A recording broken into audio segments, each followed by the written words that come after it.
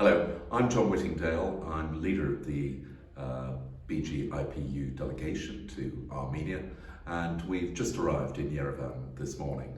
So we've just completed our first meeting with the British ambassador here, who's given us a very good insight into some of the major issues. But obviously this is a country which has most recently been involved in a conflict which they lost and has created a lot of problems with refugees and an ongoing security situation.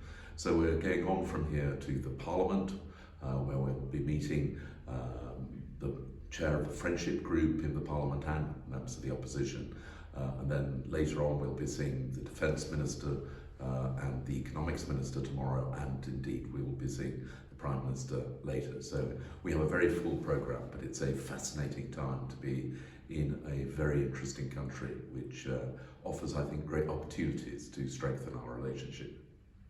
So we've just completed our first day in Yerevan, having arrived at 4 a.m. this morning, but we've had a very busy afternoon.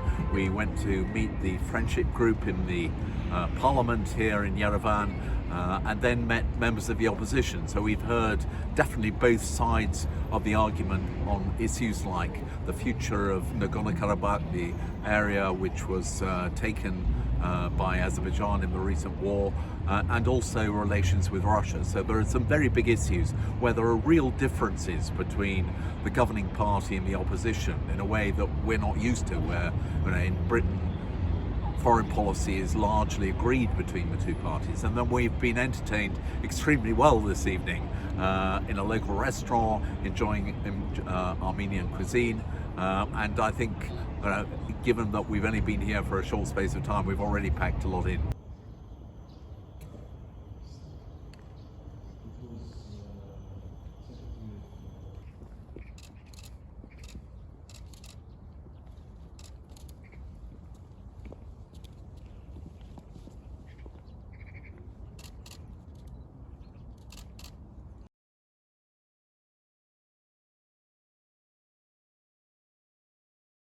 Hello, I'm Jessica Morden. I'm the Labour MP for Newport East, and I'm part of the delegation which is in Armenia at this really important time. I think it's been incredibly interesting for this cross-party delegation to see the efforts for peace in the ongoing conflict with Azerbaijan, and we were lucky enough to meet with the Prime Minister and spend time with him to listen to what he's doing to try and ensure peace for his country. We also had the opportunity to visit the genocide memorial yesterday, which I think we all found incredibly moving, and were really struck by just the scale of what had happened to the Armenian people. And on our way to visit some of the border towns to meet with refugees from Nagorno-Karabakh, we're also having the opportunity to stop and see some of the cultural high points of Armenia, including this incredibly beautiful monastery that we're visiting here this morning.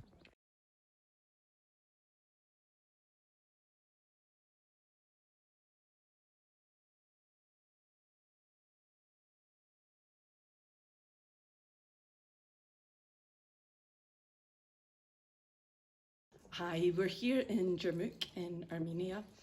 We had the opportunity yesterday to meet with town officials and those people that have been displaced from Nagorno-Karabakh.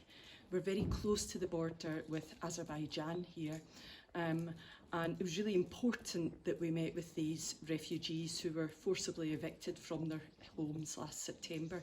To hear their first-hand evidence was extremely harrowing for us, but also gave us a real good idea and a key understanding of the experience they've had and their experience since coming here to Jarmuk.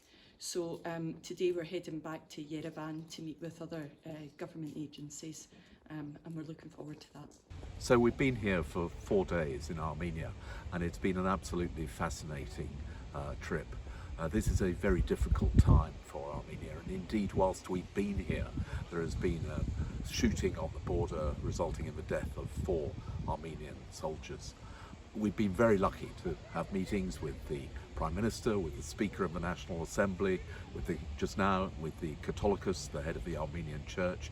But I think the thing which most of us will remember above all was hearing the stories from those who have been displaced from from Nagorno-Karabakh were refugees who were forced out of their homes and made to come into Armenia, and also the amazing welcome and support that they've received from the Armenian people.